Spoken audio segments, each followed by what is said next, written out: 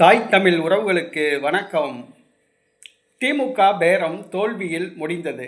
திமுக பேரம் தோல்வியில் முடிந்தது என்ற தலைப்பில் இந்த காணொளியை காண்கிறோம். திமுகவுக்கு தேர்தலை நேர்மையாக சந்திக்க தெரியாது, நேருக்கு நேர் சந்திக்க தெரியாது. ஏனென்று சொன்னால் திமுக கொல்லைப்புறமாக ஆட்சி அமைத்துதான் பழக்கம்.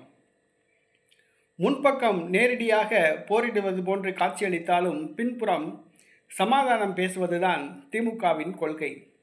நம்ப வைத்து முதுகில் கொத்துவதுதான் திமுகவின் கொள்கை. கரகரவென்று கல் தருப்பதுதான் திமுகவின் கொள்கை. 1969 ஆண்டிலிருந்தே கருணாநிதி திமுகவுக்கு தலைமை பொறுப்பேற்ற பின்பு நாம் இதை அறிவோம். அவரை நம்பி சென்றவர்கள் வீழ்ந்தார்கள், அவரை நம்பி சென்றவர்கள் நாசமாய் போனார்கள் என்பதுதான் வரலாறு.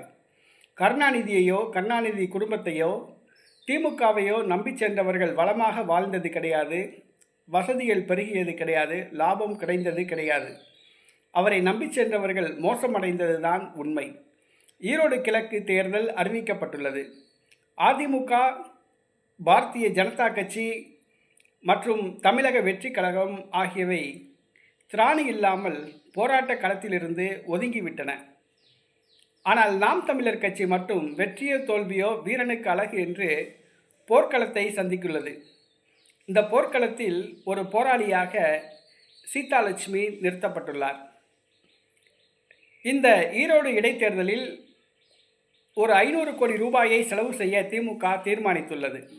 அதாவது கடந்த சட்டசபை தேர்தலில் கூட்டணி கட்சியான காங்கிரஸ் கட்சிக்கு 400 கோடி ரூபாய் வரை திமுக செலவு செய்தது.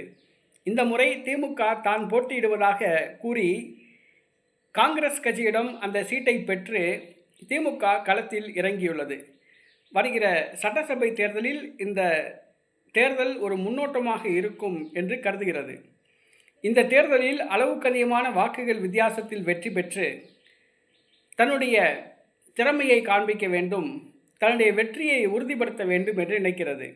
2026 சட்டசபை தேர்தலுக்கு 2025 ஆண்டு நடைபெற உள்ள ஈரோடு கிழக்கு தேர்தல் ஒரு முக்கியமான ஒன்றாக கருதப்படுகிறது.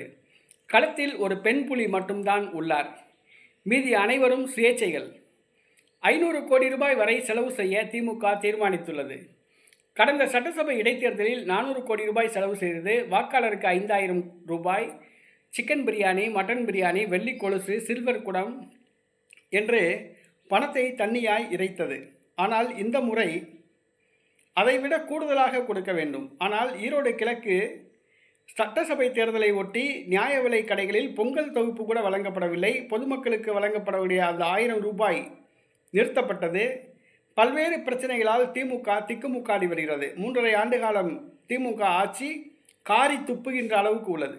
மக்கள் நலத்திட்டங்கள் எதுவுமே நிறைவேற்றப்படவில்லை. நீட் தேர்வு ஒழிக்கப்படவில்லை, மாதாந்திர மின்கணக்கீடு திட்டம் கொண்டு வரப்படவில்லை, மகளிர் பேருந்து பயணம், இலவச மகளிர் பேருந்து பயணம் அனைத்து பேருந்துகளுக்கும் நடைமுறைப்படுத்தப்படவில்லை. மகளிர் உரிமை தொகை அனைத்து மகளிருக்கும் வழங்கப்பட கிடையாது, தகுதியுள்ளவர்களுக்கு என்று மட்டும் வழங்கப்படுகிறது. பழைய ஓய்வூதிய திட்டம் கொண்டு வரப்படவில்லை. சட்டசபையை வருடத்திற்கு 100 நாள் கூட்டுவோம் என்று கூறி வருடத்துக்கு 15 நாள் நடத்தியது என்று திமுக இளைஞர்களுக்காகவோ, மாணவர்களுக்காகவோ, முதியவர்களுக்காகவோ, பெண்களுக்காகவோ, அரசு ஊழியர்களுக்காகவோ, தொழிலாளர்களுக்காகவோ, சாலை ஓர பணியாளர்களுக்காகவோ யாருக்குமே எந்த ஒரு உருப்படியான திட்டமும் கொண்டு வரவில்லை. அவர்கள் கோடி கோடியாக கொள்ளையடித்ததுதான் உண்மை. ஆக திமுக ஆட்சி சந்தி சிரிக்கிறது. ஈரோடு கிழக்கு தொகுதியில் நியாயமாக மக்கள் வாக்களித்தார்கள் என்று சொன்னால் திமுக கண்டிப்பாக படுதோல்வி அடையும்.